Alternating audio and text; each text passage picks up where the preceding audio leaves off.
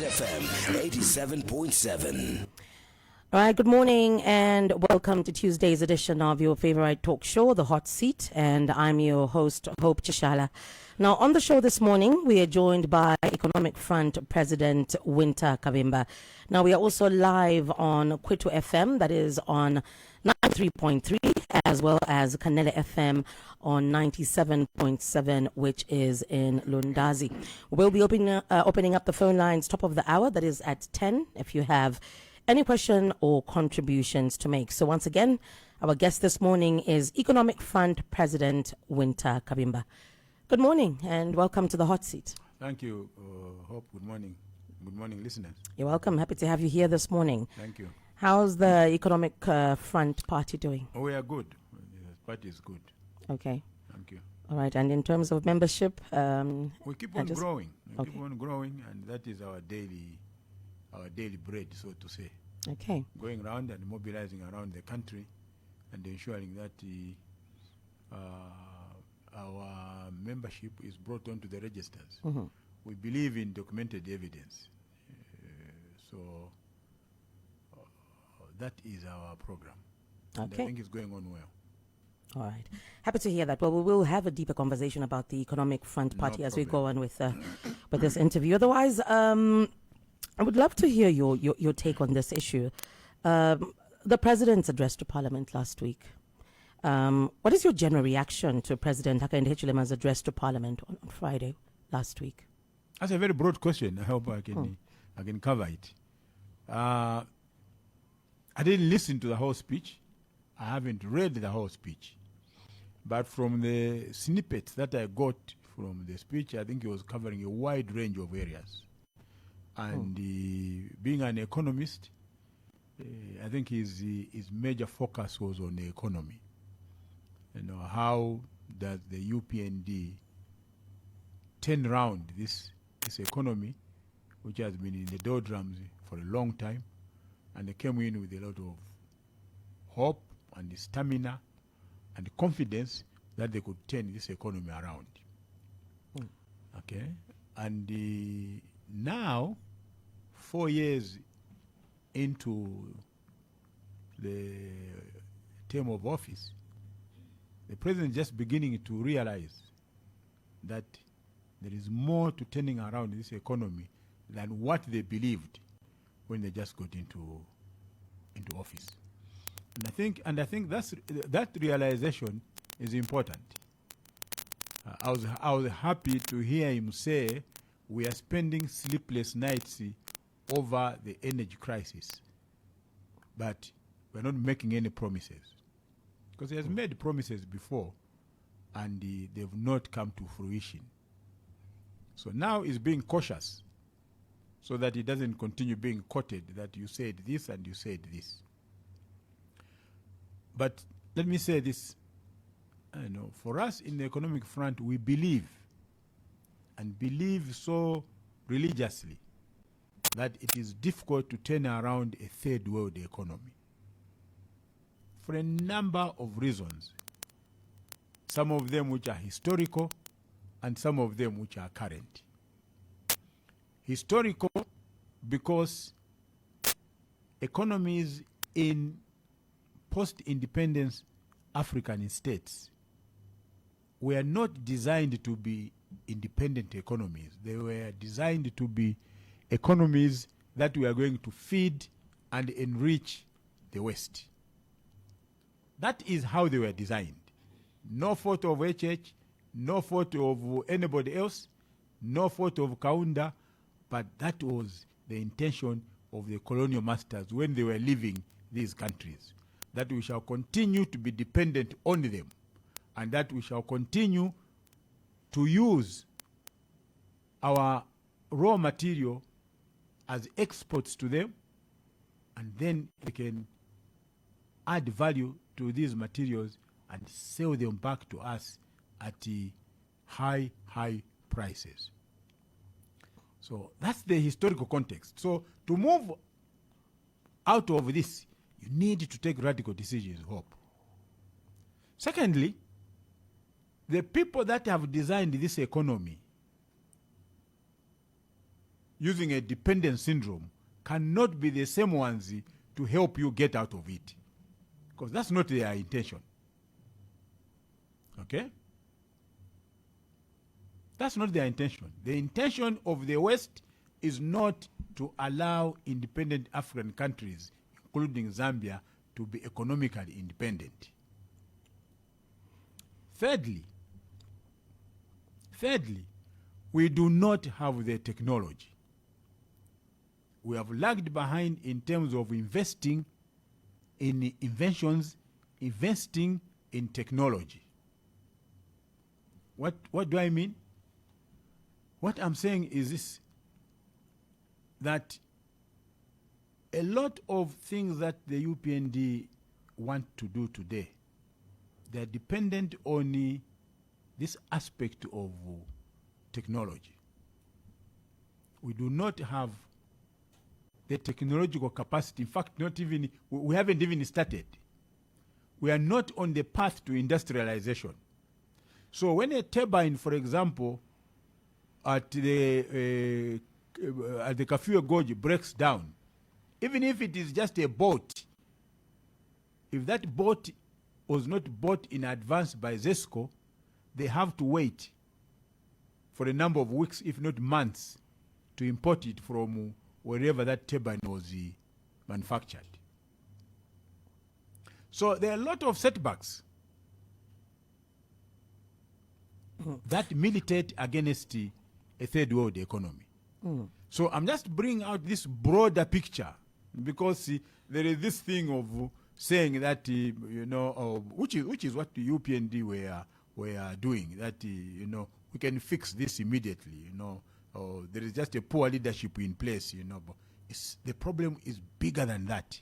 Yeah. So getting back to the speech, I know you've said you didn't listen to the whole speech and No. you haven't read up on all of it, but do you feel from what you picked he addressed the most pressing challenges facing Zambians today? I know you picked that on the energy sector. He heavily touched on the energy sector, but is there anything else you would love to highlight from the message? Well, he also spoke about unity in the nation, that we need to cultivate unity. And I think that is important. Do you feel we are united right now as a country? Yes and no. Okay? We are united, hope, because we are still one sovereign nation. We are one of the few countries in Africa that do not have an insurgency movement. There are no people in the bush fighting the current government, now or in the past, apart from the Mushala experience that we had under Kaunda. So we are not facing any insurgency. So to that extent, we are united because Zambians have decided and agreed that we shall solve our problems using the democratic system of government. If they don't agree with the government, they will wait until 5 years and then decide to vote that government out, and they have done so from 1991. No, because we're seeing a breed of certain politicians that think that they can only make political capital by sounding ethnically inclined. Okay? But this problem is not new. Kaunda confronted it after independence. The issue of ethnic divisions, the issue of attempts to cultivate ethnic hegemonism, to make one group of people appear or act like it is superior to the rest of the other groups in this country. Some politicians are using that as a trump card. So instead of just saying, I do not agree with you, Hope, my argument is, I don't agree with you because you don't belong to my tribe. Can you maybe give us an example of where that has happened? You have seen if there's a lesson to be learned from that. How many people have gone to jail, and the latest being Kambwiri, for uttering tribal or sentiments. They are there. Not that we are saying it politically, but they went to court, evidence was laid, and the man was convicted. But if a crime has been committed, how do you deal with it? Don't you follow the law? No. That's not the point. The point is the genesis of that crime. Okay? I'm not saying he shouldn't be convicted or he shouldn't have been convicted. I'm interrogating the genesis of that crime. The genesis of that, you do not expect a man of that stature, former minister in a government, former member of parliament, in a cosmopolitan city. Cambodia was not voted by a rural constituency. So he can't say that I was voted by my kith and kin or my tribesmen and women.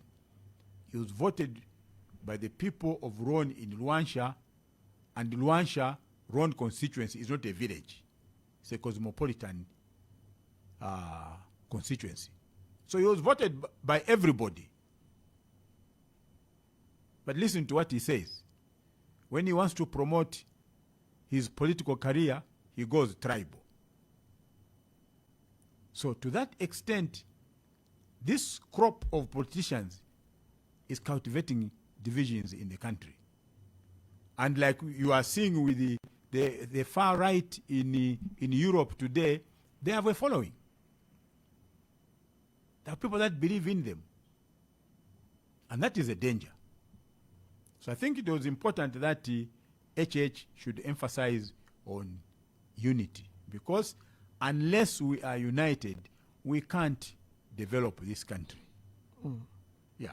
Okay. So what were your, as we end, we're about to finish our conversation regarding the president's speech on Friday, what were your expectations before that? What is it exactly that you wanted to hear the president heavily touch on?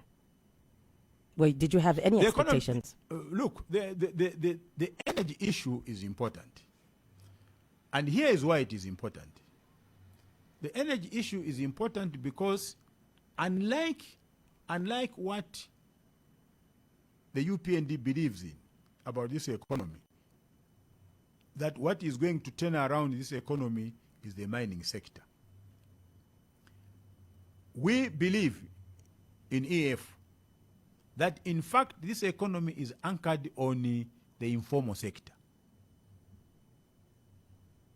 Okay? The small-scale welders in Kalingalinga here, next to where we are, in Baulen, in Chibolia, and other cities, the women that get up at 4 a.m. to go and order their merchandise, their vegetables, and everything else. The young men, the youths that are coming up now, they fix your mobile phone and my mobile phone. The men and women that run salons and barber shops, those are the bedrock of this economy. And they are the ones that are most hit by the energy crisis. You've never heard of the mines complain that they don't have power, because they do. So how would you help this sector as the EFF?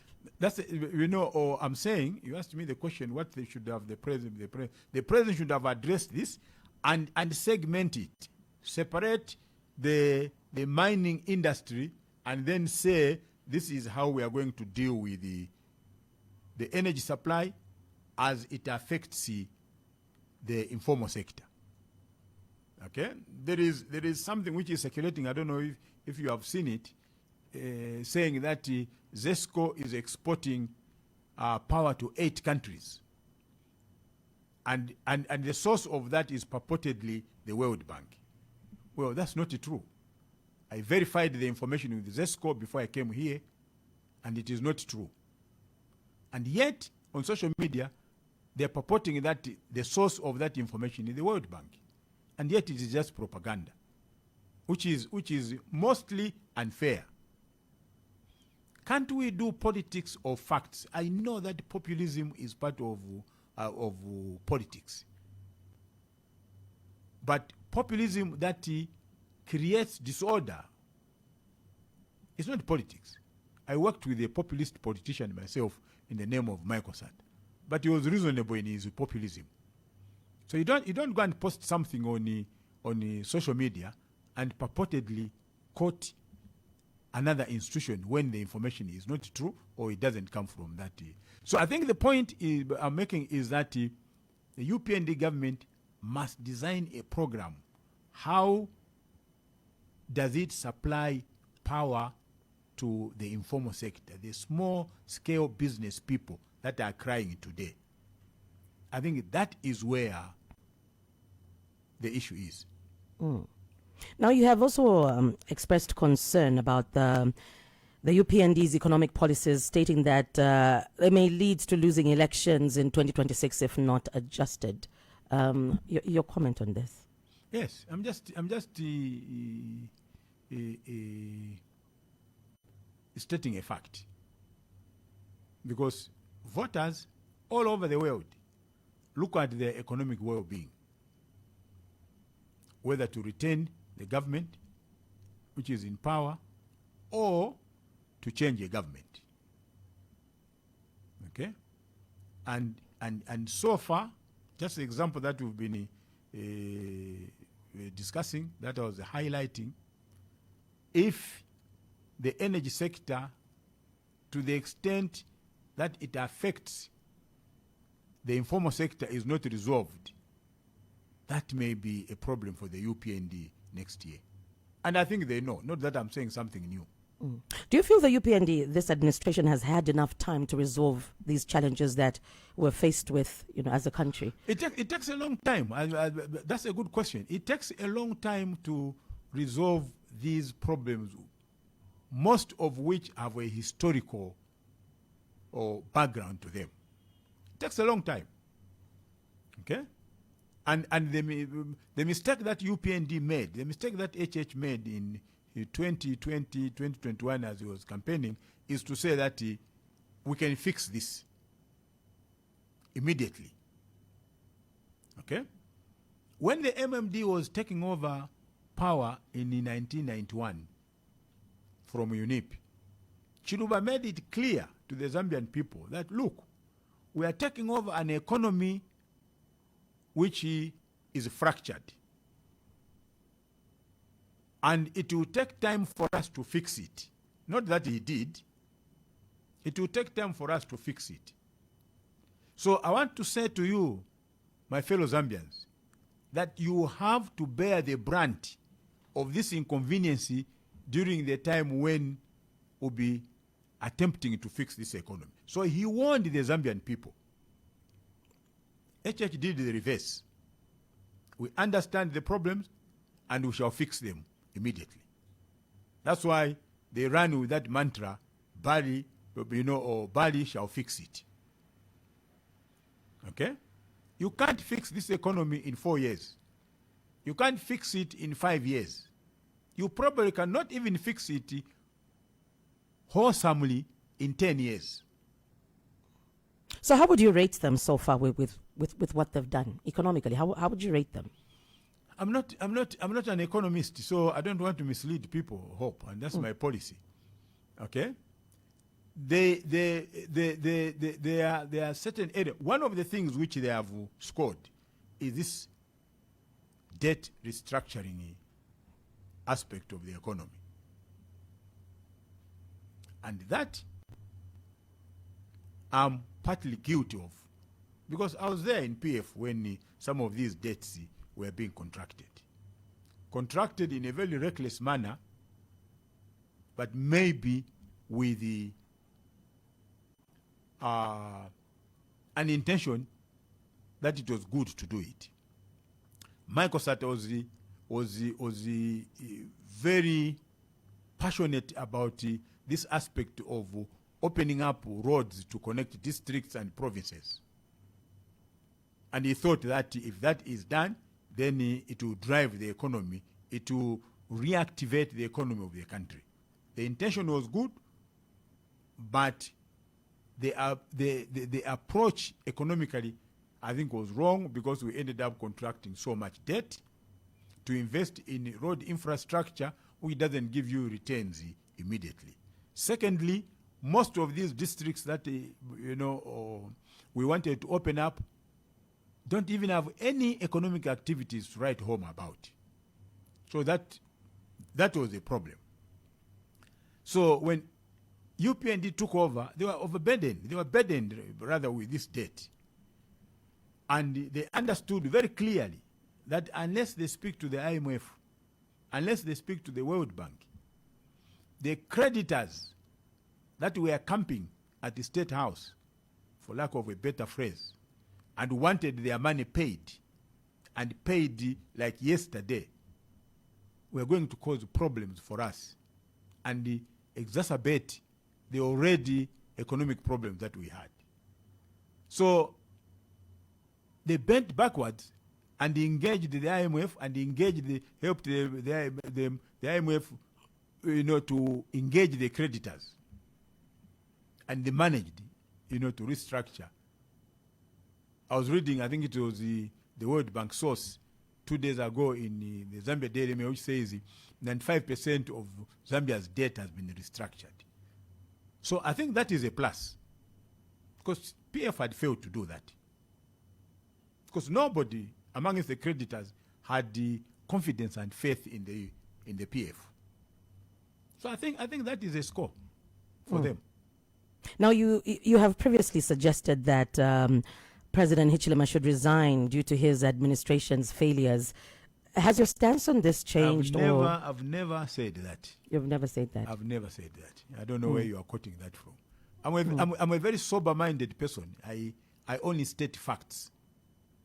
Okay? I can't say that about HH if I didn't say it about ECL. Okay? So to those, don't put words in my mouth. And for those who would call for his resignation, what would your reaction be? That's their opinion. That's their opinion. I would not even quarrel with them.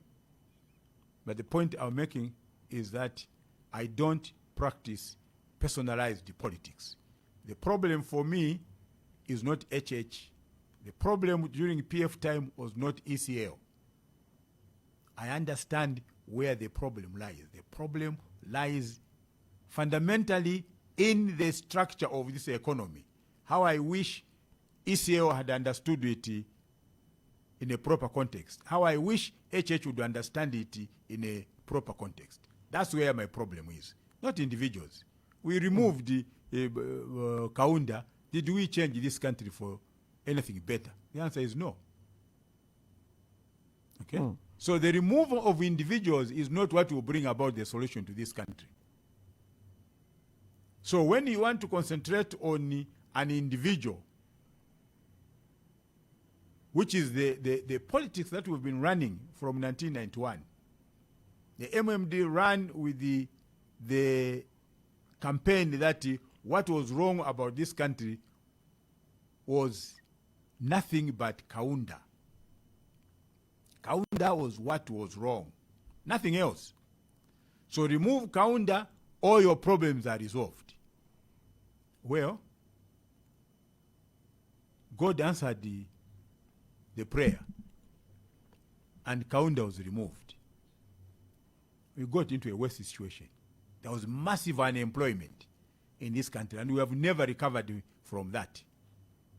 Haven't we learned a lesson? So my approach to these problems, Hope, is to discuss fundamental issues, not individuals. Now let's take a look at the cost of living right now.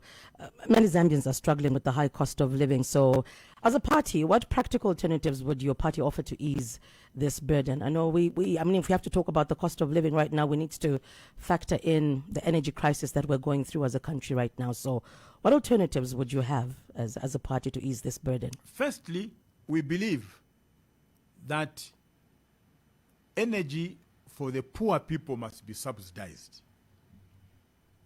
Okay?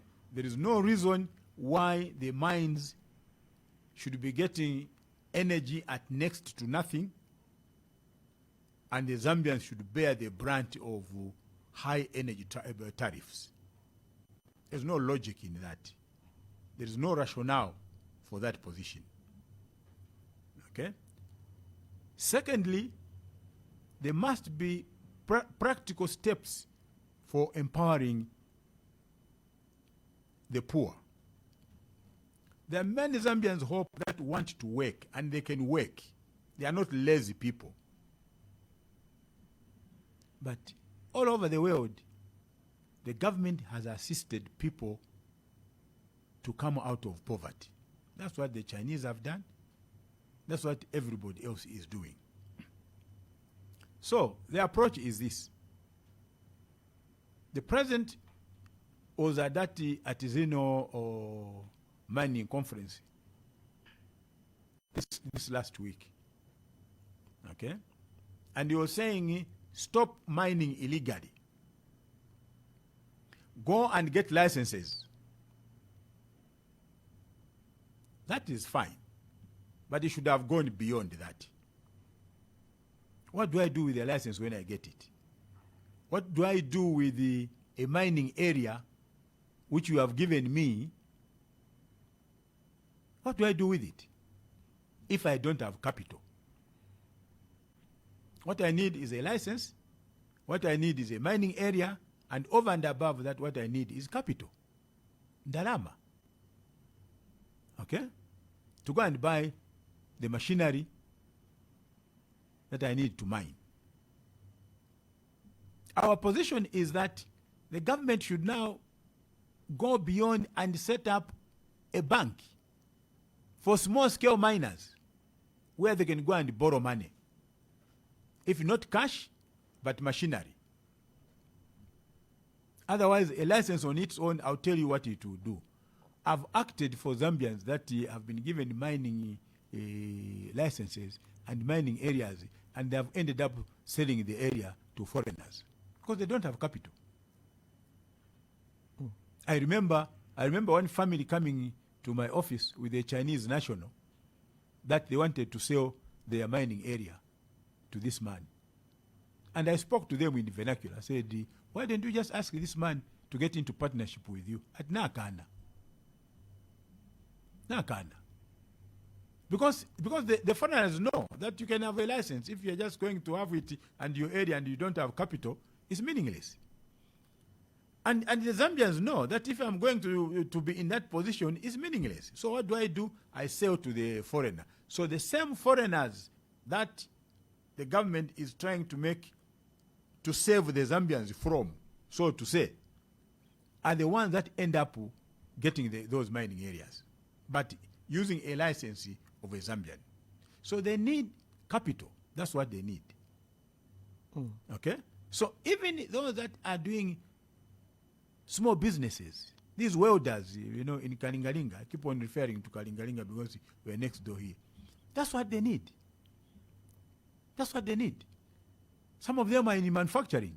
You know what makes their pieces of furniture look poor to you and me and opt for South African, it's the equipment that they use, the technology which they use. Otherwise, they have the skill. They don't have the capital.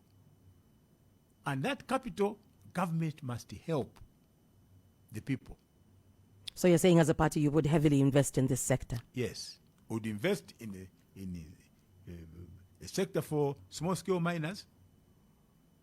We must have a bank there. We must have a bank for small-scale farmers. There must be a bank there. There must be a bank for small-scale business people that cannot walk into these foreign-owned banks and get capital. They must be assisted. And I can tell you that if you did that, you can boost this economy. And I've read books about political economy all over the world. And it has been done. All right, in case you're just joining us, this is Tuesday's edition of the Hot Sit, and our guest this morning is Economic Front President Wynter Kabimba. We'll be opening up the phone lines top of the hour. That is at 10 if you have any questions or contributions to make. Otherwise, we're also live on Kwetu FM, which is 93.3, as well as Kanele FM, which is 97.7 in Lundazi. Let's not talk about the load shedding, the energy crisis we're going through right now. And I know we have to point at the drought which we experienced as a country. How do you feel government has handled this situation, this crisis? Which one now? The power crisis. Oh, we are going back to the same Yes. energy issue. Okay. Look, I mean, you're just touching on this sector, the SME sector, and just explaining how, as a party, you would help this sector. But we cannot ignore the fact that this is what this has crippled this sector right now, away from the capital that you touched on. There's this power crisis that we're faced with as a country. Yes. So, with the interventions that government has made so far, do you think this has been adequate? And as a party, how would you help? well, the government has been talking about diversifying power sources. Okay? HH has been saying a number of times, and he has met a number of Chinese investors at State House, pledging to invest in the energy sector using solar, windmills, etc., etc. The problem is you have an immediate problem now, which is affecting the economy, and then you have investors that are talking about short-term, medium-term, and long-term investment programs. Okay? The fact of the matter is that ZESCO, as at now, does not have the capacity to meet the power demands of the people. And this, again, I want to emphasize, is historical. There are two areas in which UNIP didn't invest much, and even MMD didn't invest much. It was in the area of mining and the area of energy. And we are reaping the results of that lack of investment in the past. So this is not only about the drought.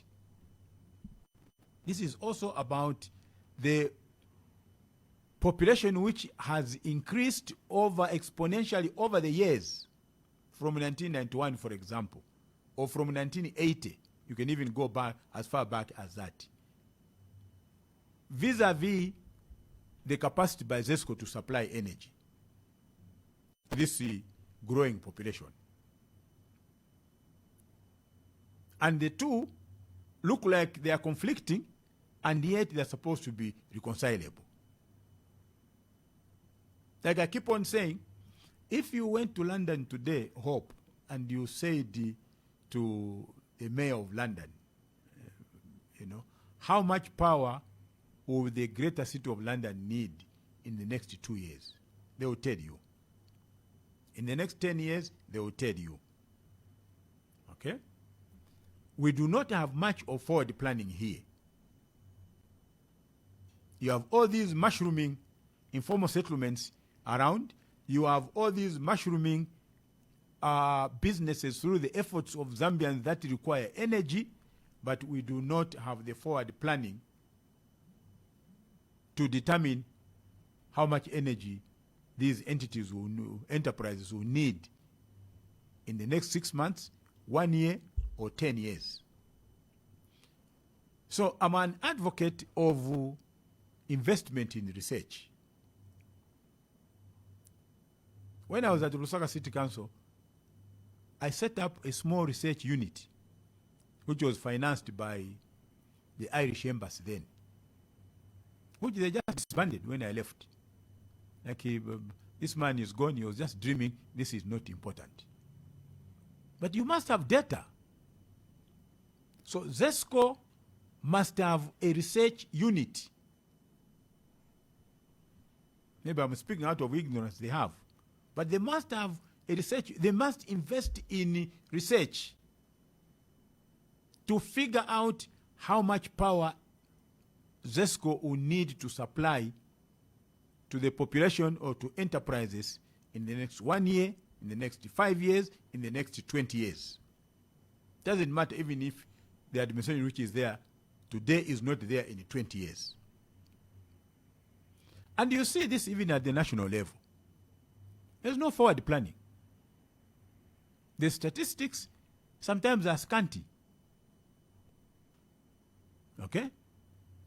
So you can't do without research. You have to invest in research. I remember what one African American told me when I was in Washington, D.C. for a meeting. And this is what he said to me. He said, these guys here are not more intelligent than you guys in Africa. The difference is that they invest money in research. Here we are still vested in superstition. That if you get a piece of my jacket and you took it, to Luapula or wherever, I can actually fall sick here. And we take that as a serious issue. I take that as a serious issue. We take it as a serious issue. I was surprised to hear the president say, oh, no, I don't believe in witchcraft, that when ECO's body comes here, I can use it, for, oh my God, that superstition used to be in Europe in the 1600s. Not now.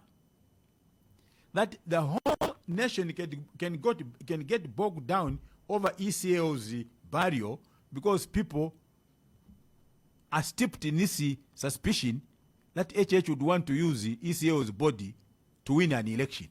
The man that he defeated when he was alive. What nonsense is this? Well, we might as well get into this conversation right now because we know what we're faced with as a country right now. We still haven't put him to rest, and you've obviously followed up on what has transpired. How would you have handled this issue if you were in State House, the burial of former President ECO? How would I have handled it? Firstly, I would have personally spoken to the family. Personally. As president, I wouldn't have sent envoys. I would have spoken to the family personally, and I think I would have lost nothing.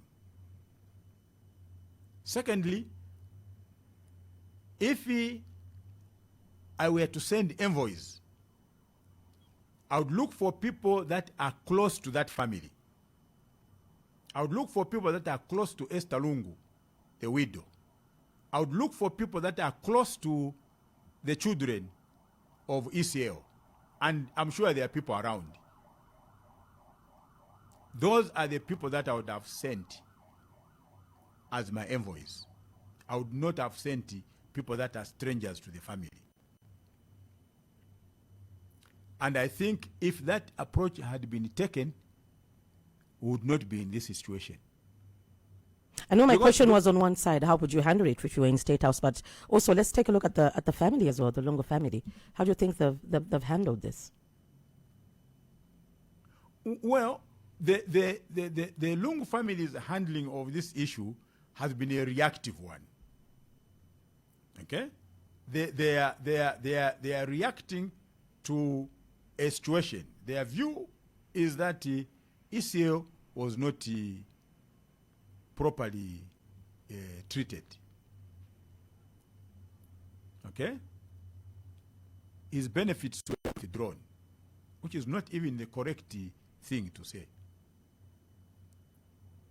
What ECL did on the 28th of October, of what, 2023, he actually declared that he was coming back to politics. And the consequence of that pronouncement from him under the existing law is that the government must stop paying his benefits.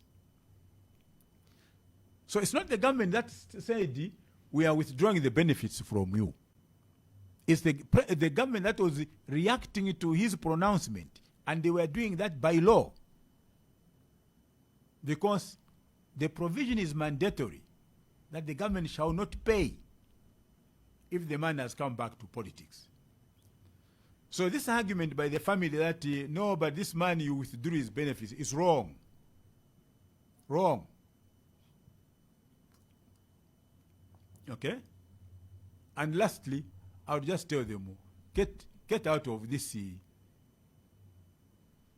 canopy of superstition. Okay? Get out of this. It happened in America in 1692.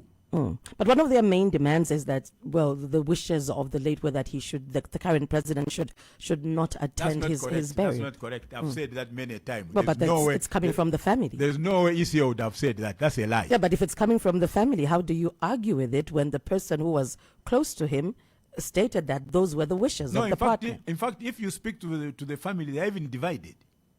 That's not even the correct position. If you speak, there are people that say, I didn't hear him say that. And then there are people that say, he only spoke to me alone and there was no witness. That's get into the family and gather some intelligence there. The family itself is divided as to what Lungu said and he didn't say. Okay? And that's a problem that is there within the family. Okay? But that's not even hope. That's not even really, what it has boiled down to now is purely superstition. And you can't resolve a problem if people are living in two worlds. Because the belief systems about witchcraft is a world on its own. I interact myself with people in the village. Okay? And you still hear people say about somebody who has died from high blood pressure, they suffered a stroke, that they've been bewitched today. And families, you have tensions rising in the family. I didn't think that it could escalate to this level. I didn't think so. So how would you love to see it end? I'm hoping that the state and the family would reconcile and realize that there is a former head of state who must be put to rest. And put to rest by both the family, members of the family, and those of us who are members of the public and are grieving about the passing of ECL. We all are stakeholders. I believe that the family would be unfair to me as a citizen who was a friend to ECL and others that believed in ECL for one reason or another, if we do not participate or attend his burial here, his burial because he's being buried in South Africa and not in Zambia. If he's buried in Zambia, even if I don't go there, I know that it will be on TV, so I can sit in my house and watch the proceedings and see the man get buried in the country of his origin. That would be my wish. But who am I? Okay. All right, away from that, let's now focus on the general elections 2026. Yeah. Do you believe there's sufficient political space for opposition parties to operate freely and just organize ahead of 2026? And maybe just tell us how you are, preparing for that as the economic front as well. Well, I said that for us as EF, our job is to continue mobilizing, to disseminate this message as I'm doing to our members and those that are not EF members today, but that may subscribe to the ideals of our party. And that's why I'm here. And you can say, as a party, you are operating freely? I've never been harassed by anybody. I've never been harassed by anybody. I've never, also insulted anybody. I don't think that to be in the opposition is to insult another fellow in the opposition, is to vilify another fellow in the opposition, is to demean another fellow in the opposition. I also do not believe that to be in the opposition means I must insult those that are on the opposite side of the aisle. I don't believe in tribalism. I've worked with people that are not my kith and kin, that are not my tribal, but or affiliated colleagues. I went to a secondary school where I was the only one that came from Mumbo district that year.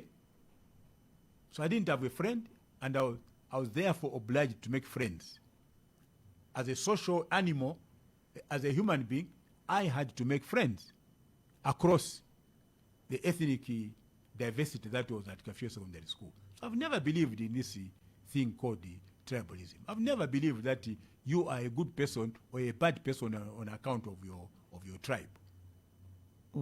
Okay? So what do you have to say to, to those that feel under this government the opposition has not been given enough room to thrive?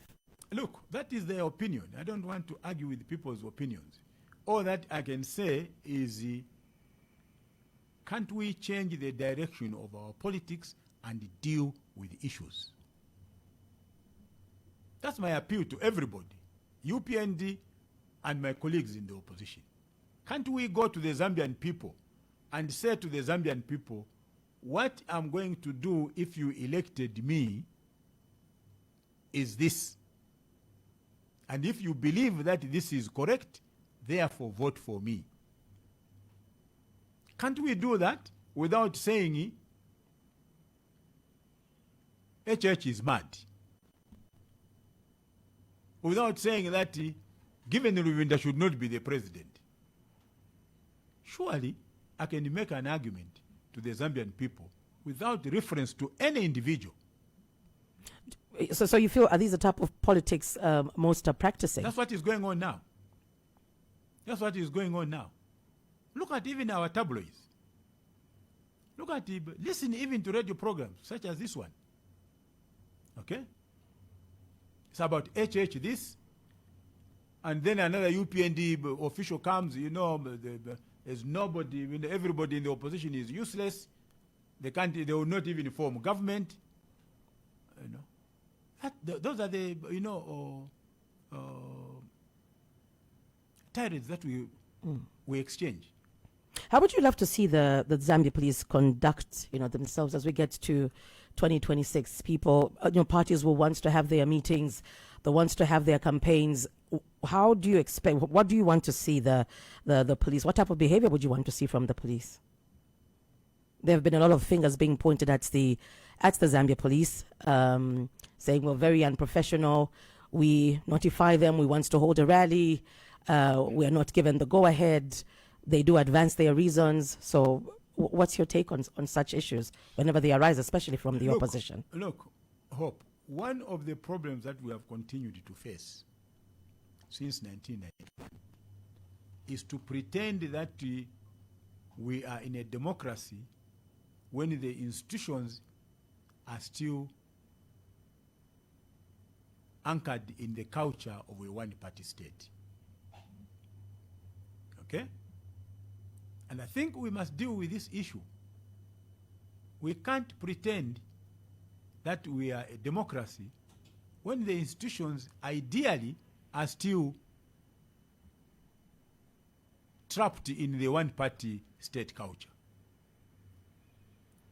And the one-party state culture is the president is omnipotent and is omnipresent. That the president is sacred and he does no wrong. That what the president says must be done, whether it is right or wrong. Okay? And that culture lives in those that are in the civil service. Okay? That everything that goes on, the president must know. Even if it is just to employ a driver. That culture must go. The police service must know that it is a people's police service. But under a one-party state, it wasn't. It was a police service for the state. To do what? To keep Kaunda in power. That's what it was. The army was not a people's army. It was whose army? It was Kaunda's army. It was there to keep Kaunda in power. The United States Army is not to keep Trump in power. The United States FBI is not to keep Trump in power. It is to save the American people. Okay? I hear people saying, oh no, the problem is that the Inspector General of Police is appointed by the president. That's not the problem. That's not the problem. The problem is the attitude of the appointing authority and the attitude of the appointed. That's where the problem lies. Not in the act of appointment. The problem is in the attitudes. That's one of the major problems that we have. That the president appoints me, and therefore, if I insulted somebody on behalf of the president, that is good. That is my job. That's where the problem is. The police officers are trained. They know what to do. The problem is the attitude. You have heard people in the government, both current and in the past, telling police officers, if you don't toe the line, we shall transfer you from Lusaka to Kaputa, where you can't watch a TV. Okay? Rural areas are being used like Stalin used Siberia to punish. So when you are moving from Lusaka to Kaputa, it's punishment. Is that the reason why you failed to develop the rural areas? So these are attitudes. So what I would like to see. So do we leave it at attitudes? How do we rectify this then? They take a bit of time, hope, to rectify, because they're internalized. They become part of us. They're like breathing. What I would like to say, I was going to conclude on this point. What I would like to say is to see a president that says to the police, you are a people's police. Go and save the people. And if you save the people well, then they'll keep me in power. Well, we do have a president right now. Is this the message you feel he has passed on? I've heard him making, giving, orders. I've heard him several times when he's swearing in the IG, for example. Make sure that people are not kept in police cells. They must be given police bond if the charge is bondable. They said that many times. The police have not done that. I was about to say that. I mean, we see the opposite happen. Yes. Even now, I know a couple of people that are in police cells. They've been there for more than a week. The police don't do that. Okay? Depending sometimes on who the complainant is. If the complainant is high profile, they'll keep his worker whom he is accusing of having stolen money from his house for more than a week. Okay? Now, this has nothing to do with the law. These are attitudes. These are attitudes. And unless you come to accept that hope, unless you come to accept that, it will be difficult to change. For people to think that I'll keep my job by not doing it, as I call it, by either pleasing the president or pleasing the minister or pleasing, my superior, that is how I keep my job. Nothing will change. We'll be going round and round in the same circle.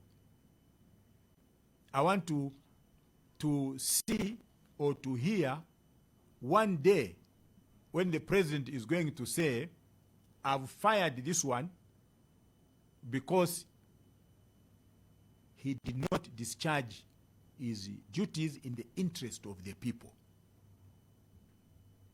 That's what I'm looking forward to. I fired this one because he failed to discharge his responsibilities in the interest of the people. Then you'll be sending the correct message. Okay, we will be getting to the phone lines shortly, but before we do that, I need to throw this in. Do you believe Zambia needs constitutional reforms before the 2026 elections?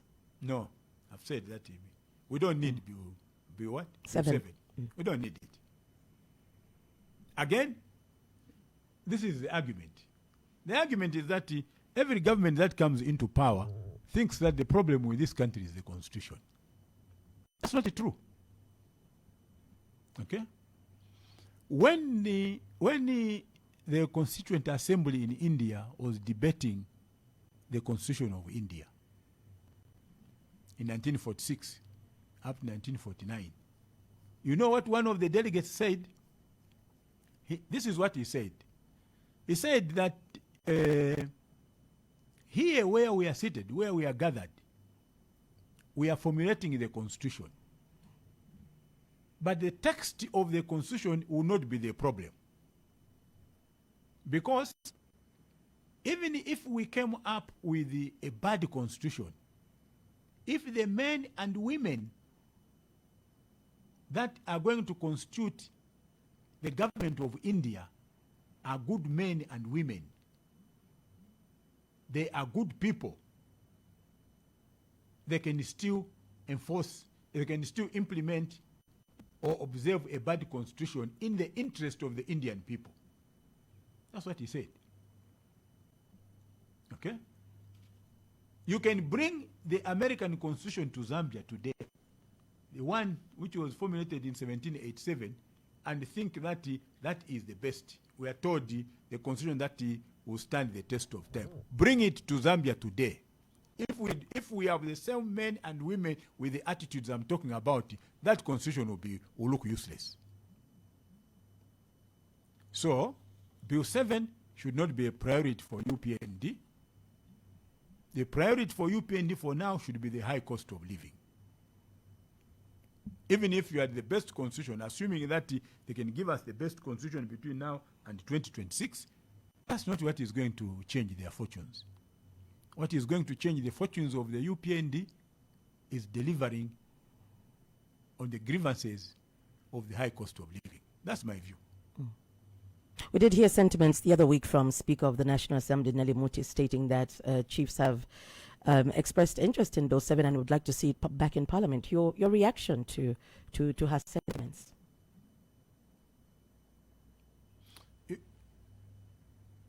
You know, this issue of patronizing one another is what is killing this country. This issue of patronage. The same language the chiefs were using it to ECL, the same language they are using it to HH today. You are a very good man. We have seen development under you. You should just continue. You know, Zambia is better, you know, with you. Same language. Like they are members of a choir. Okay? So, if there are people that are saying that, it's purely out of patronage.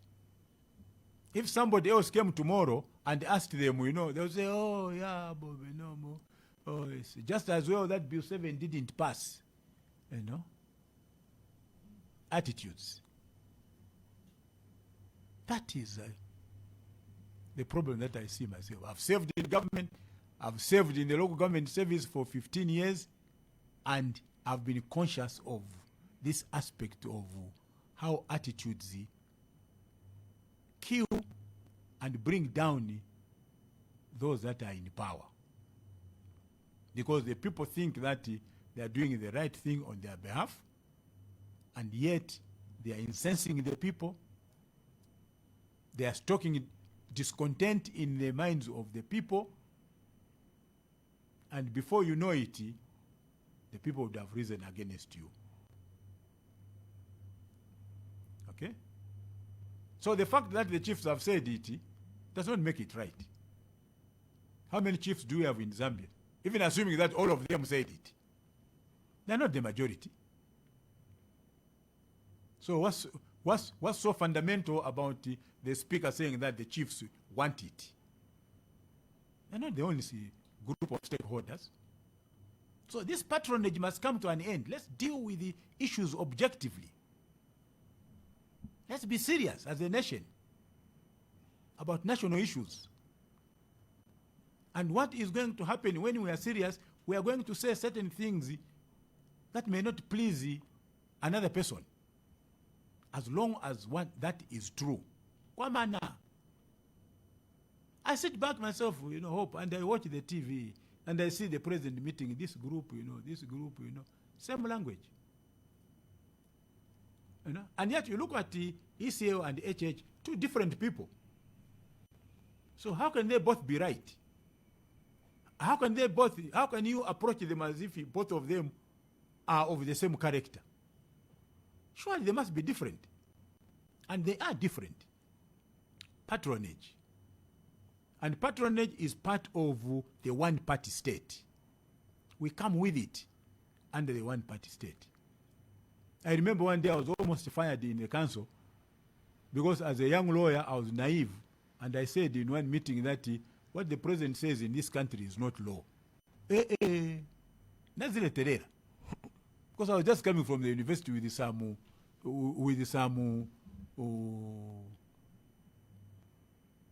mind of what we were taught was academic freedom at the university. And I said it. We were discussing, so I said, no, this is what the law says. And Mr. Chairman, what you are saying that the president said in this country is not law. I was almost fired. I should have said what the president has said is law. But it was not true. What Kaunda said was not law. And my job was to advise the committee on the law. So that's the problem, my sister, about our country. All right, we will now get to the phone lines. If you have any question or contribution to make, you can give us a call. The number to dial is 0974 870 877. You're listening to the Hot Seat on Hot FM 87.7. It's time for you to call now and get involved. Call now and get involved. All right, give us a call. It's 0974 870 877. Hello, good morning. Bwana makapanzi Bwena mlibwanji ba ndani zina? ngine taputam kani sengena. Okay. All right, your contribution. Makapanzi wa manta kades. Sendile nani Ni ba Wynter Kabimba. Wynter Kabimba makapanzi. Bwino bwanji man. Bwino boy izino mda. Unakwambia kwanga mda. Okay, nimekonda. Nimekamba kirunga bwino bati. Kona kwa nda sentimani vuta. Muziba as long as economic ngoma chokapambira. As long as ise. Muvuna vita UPND. Tikutsima kamba tibonse bakawara bapiye bana babo simonkarati bangomangiwa. Nangavao kusomuza bana babo bezi bari bwino. Timozi panyingo tunga bana kwamba tibako weve ndio sopanga mirandu. Baba neba ndio panga temirandu. Ndana kama kamba chirunga muko tikangara iruko bafuna leta yo vote ibana kamba benezaro seromesu ku VCZ. Naviona voice ma problem that wezo kamba kuti as long as zamu kamba mukati na democrat bakiribe democrat as long as vita ke bintra ore mndara tsan makamba bwin batana kupempani bizana ni tesikana kuri bantu sikana kuri ba nimbo siana cyara batinga kuti zakasira bwanje bana kusogoro country yatu ya Zambia ona vita bintra but bintra ore naita kufa naita kitu ona ni mwatu ngira bintra we vose basipangira bao vose basitira tutani pandira bwino fandi country yao. Okay, basi piso. Tenda kubazunguni sote ba opo pangolo te. Tenda kubazunguni sote ba zima support tinde ba ni kujia tena bezi. Manje tinde ni mapengo wa njalo makamba bwino ziko mpambire na ngokambira. Okay, koma basi piso. All right, let's just take in another one and then I'll allow you to respond. 0974 870 877 is Tuesday's edition of the Hot Seat. And our guest this morning is Economic Front President Wynter Kabimba. So if you have any question or contribution, you can give us a call on that line. Hello, good morning. Yes, good morning, madam. Good morning, thanks. Your name? Saden Sakala here in Swata. All right, Saden Sakala, you can go on with your contribution. Yes, good morning, President Kabimba. Good morning, thank you. Yes. You are speaking well, sir. Yeah, but what I've seen is you are very, very straight and you want to be so honest.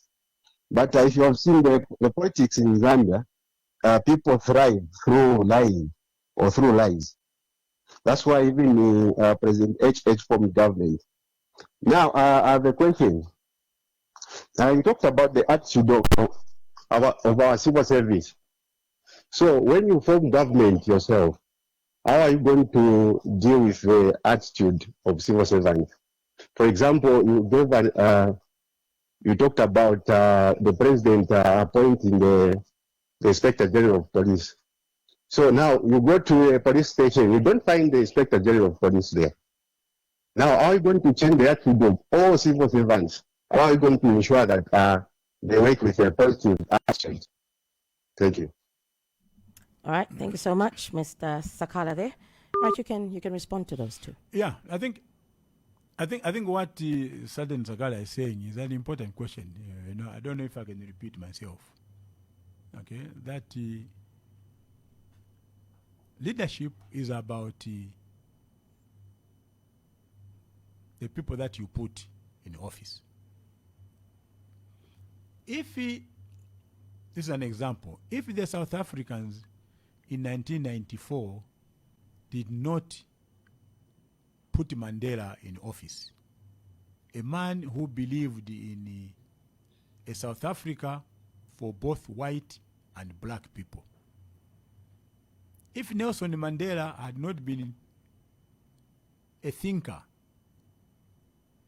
a chap who was not vengeful, and if he did not appoint Gasha Buthelezi as Minister of Home Affairs or appoint him into his cabinet, there would have been a civil war in South Africa. So the whole struggle of the ANC from 1912, when it was established as a political party, to 1994 would have come to nothing. So leadership is important. The men and women that we put in leadership, and somebody is saying, the problem is that politics is about lying. I will not lie myself in order to go to State House. I'll tell you the truth. I'll tell you what I think. Okay? Because like I've said, lies have short legs. So if I say that I'll elect me because I'll end load shedding tomorrow or in 2026, you can easily do that, but the load shedding will not end. So my lie with the short legs would have ended there. So the issue of attitudes must start from the top. Okay? When I went to the Ministry of Justice, the first week when I took over office, I saw people that were walking around the corridors there, very miserable looking. So I tried to find out why. And I was told that, everybody here thinks that because you are close to SATA, all the people that were MMD supporters will be fired. I said, I didn't know that. So what did I do? I called a meeting of everybody. And I said, in the meeting, I've come here to do my stint as Minister of Justice. I will not be here forever. But I've also I want to say this to you, that all of us here are Zambians. And if you are qualified for a job, you are entitled to that job and to work here. And that none of you will be victimized on account that you support MMD. That is your constitutional right, as long as you deliver. Come on, what I want myself is delivery. Why are we so concerned about who is UPND and who is not UPND in a company, and yet we don't question who is SDA and who is UCZ? Why? Again, it boils down to one thing: attitude. So if I had exhibited an attitude myself as minister that I was going there to save PF only, I would have probably lost the capacity of officers that helped me do the job at the Ministry of Justice. Okay. Right, let's take in more calls. 0974 870 877. Hello, good morning. Hello. Yes, good morning. Your line is a bit bad. Oh no, that's a terrible line. You have to call us back. 0974 870 877. If you call us, please make sure you get us off speaker. Otherwise, we'll be getting some terrible feedback. Hello, good morning. Bueno, muli bwanje. Okay. Bandani zina. From Kanyama Central Zambia. Okay, Bamusanja, your contribution. Council. Mwaga branch council. Kabo tu. Mwabo kabuti. Mwaga tumunyama. Darumba. Trata duka kamu baba tuhite. Urabo ba mujende. Urabo ba damu, urabo ba. Council, I have got a question. Ask you a question. Council, you were PFSG. And according to the positions, you were the number 3. But the community Banchaguti council today, I have never heard you to have been called to ACC or a Kudeki. Kutunatenga Vavele Vaki. What the council security report? What did you do best? Because you are never not on Kamumbuyo, you are not kuchoka pa munjira. Ma SGN and Guanalemera. You are not number of pesa na project 200. 150 Pasani Makaka Zivan.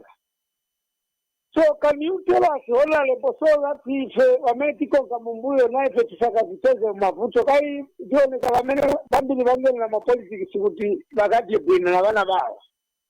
Otherwise it will very continue speaking for the vulnerable. Gama Abramudara Musis are money in Kambadagona would be a Sena Evo Undia. Karma. All right, thank you, Wamusanja there. All right, let's just pick up another one. 0974 870 877. Hello, good morning. You're through to the hot seat. Make sure you don't have us on speaker. Get the phone off speaker. Just use the mouthpiece when you call in. 0974 870 877. Hello, good morning. Hello, good morning. Good morning, thanks. Your name? This is Tapi calling from Lusaka. All right, Tapi, go on with your question or contribution. Good morning, President Wynter Kabimba. Good morning, sir. Thank you. First of all, let me say my father is also a big fan of you, a supporter of you. Thank you. Thank you, man. Say hello to it. Okay. Yeah, can I just go straight to my question? Go on. I've heard you being very objective, and I respect the fact that your politics are very mature, sound politics. Which are not trying to divide the country. I'm not a UPND supporter, but I'm the president supporter on his policies. My question to you, Mr. President, Mr. Kabimba,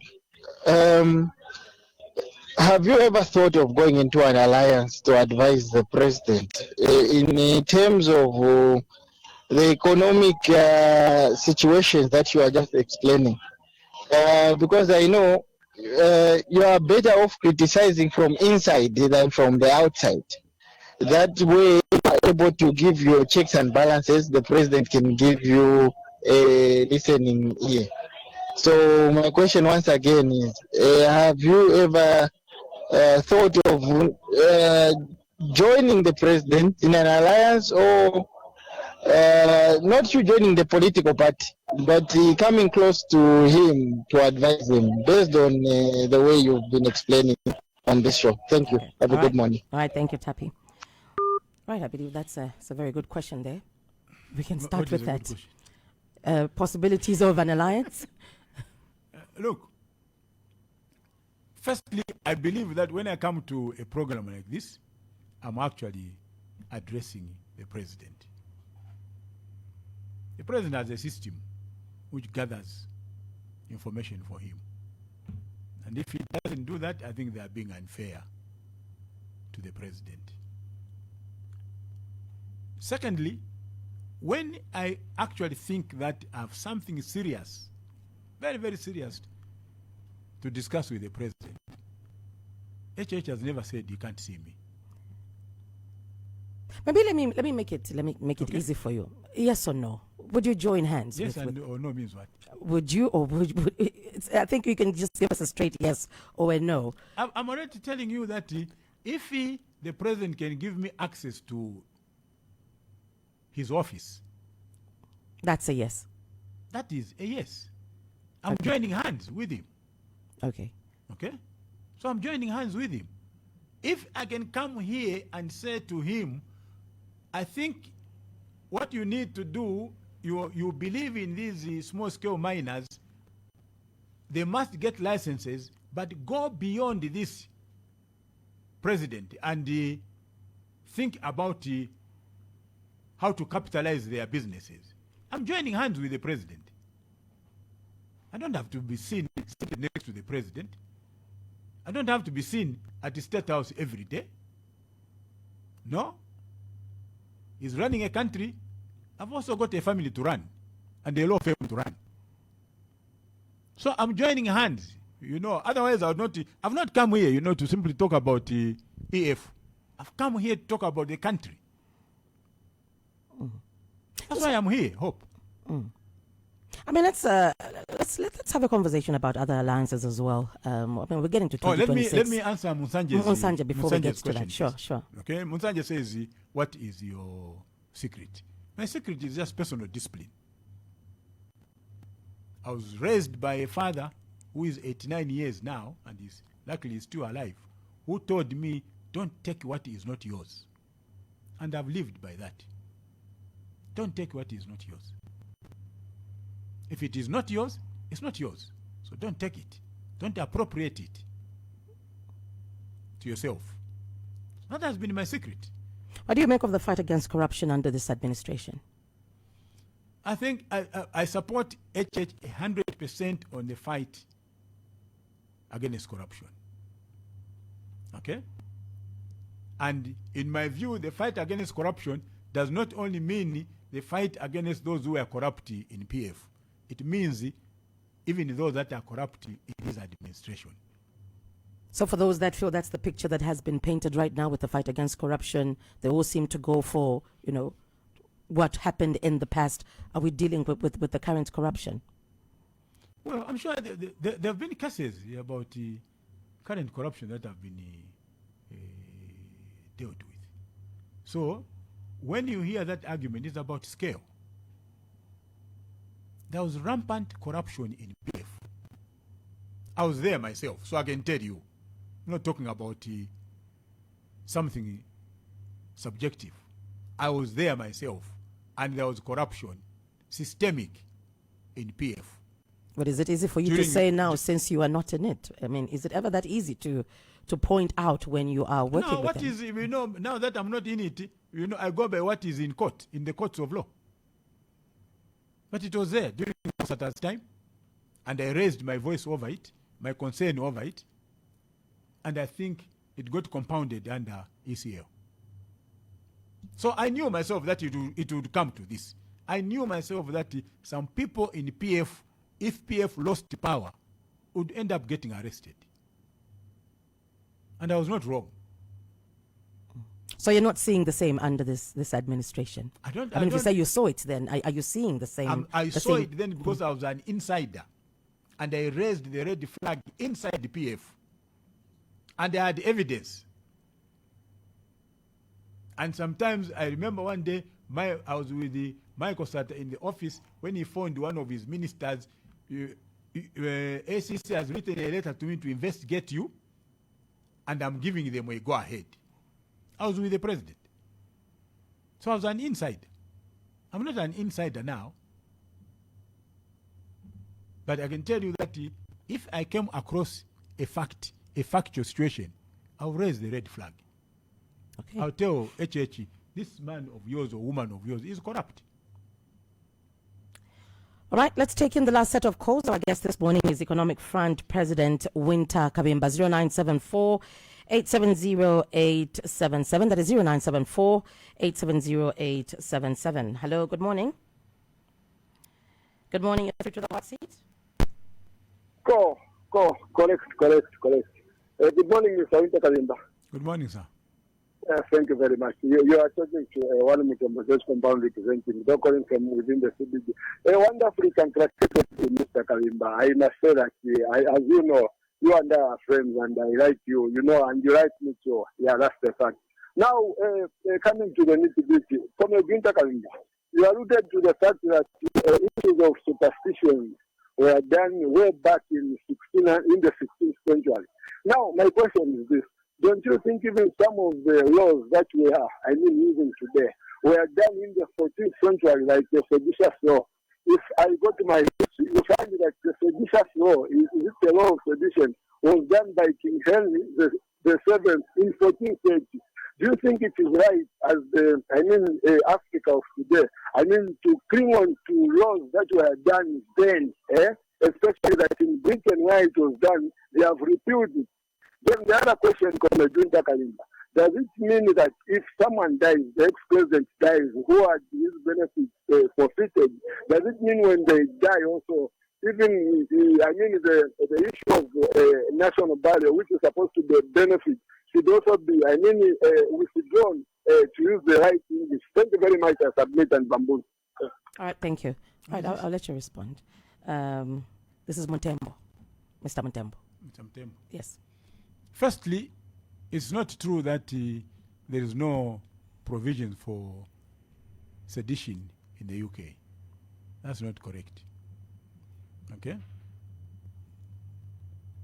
Secondly, I don't think there is anything wrong with the provisions on sedition in Zambia and in any other country. It is that provision, that piece of legislation is intended to protect the authority, so that the authority is not subjected to ridicule and contempt, and hence dilute the power of the state. If you follow current affairs,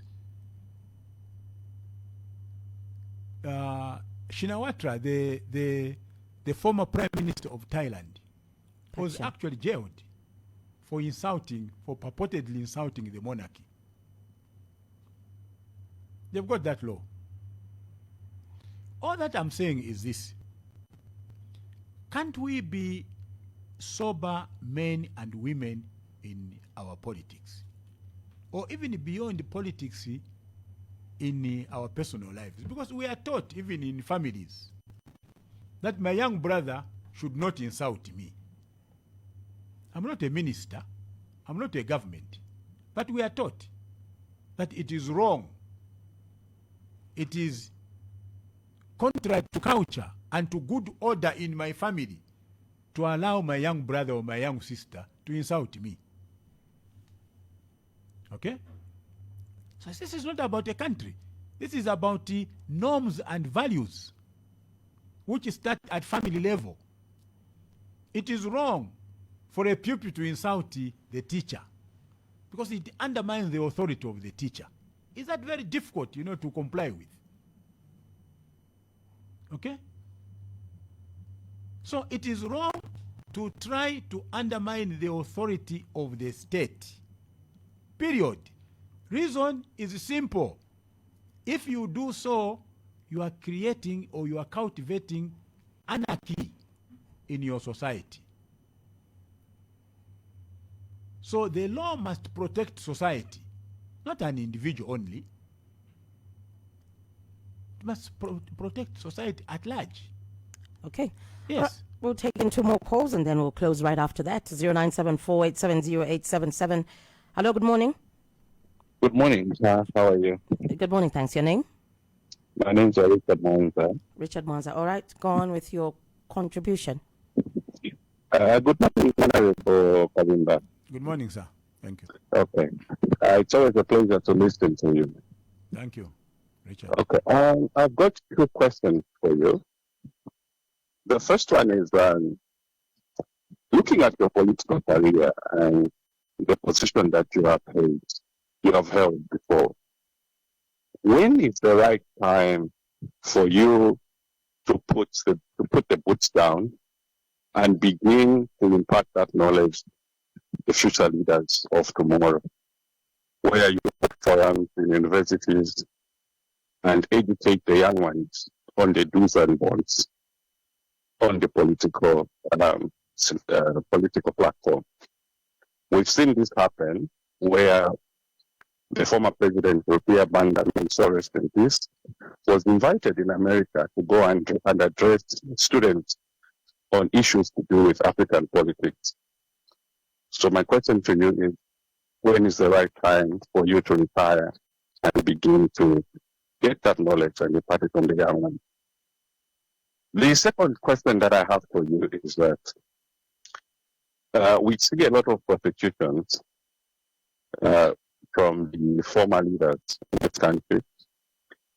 And we are not saying they never committed these offenses. These offenses happened when they were in offices, and now they have to pay for the crimes that they committed.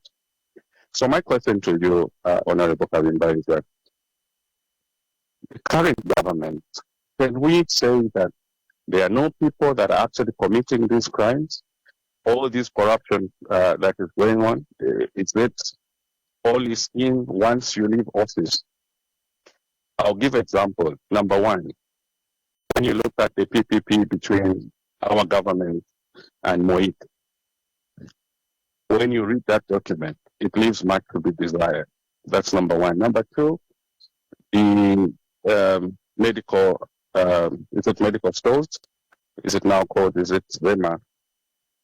The issues of drugs and all that, no one has been prosecuted.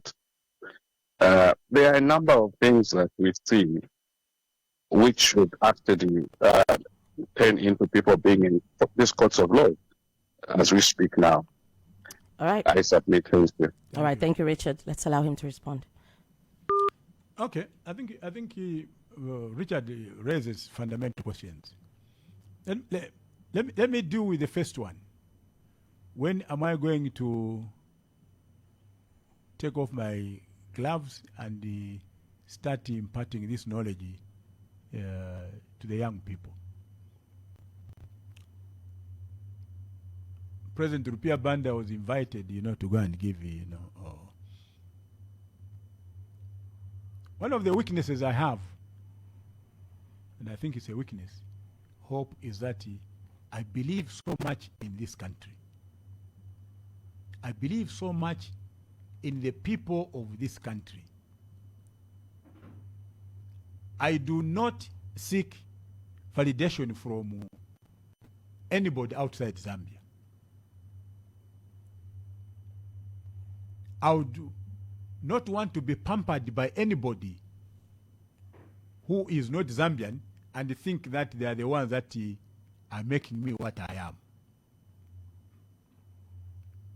So, for those that would like me to impart this knowledge, they can see me personally.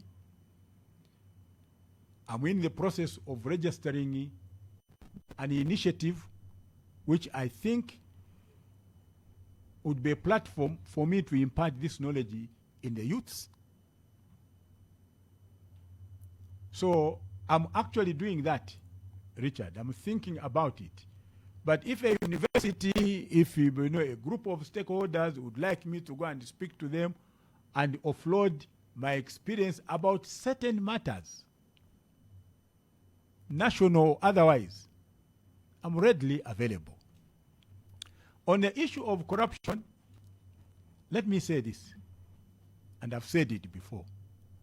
It would be folly for anybody in the UPND today to engage themselves in corruption and hope that they'll get away with it, now or in the future. Okay? Because UPND has set a precedent UPND has set a precedent that if you enrich yourself in government, you die poor because what you have acquired unlawfully, illegally, what you have stolen from the Zambian people will go back to the Zambian people. Very clear precedent and a noble one in my view.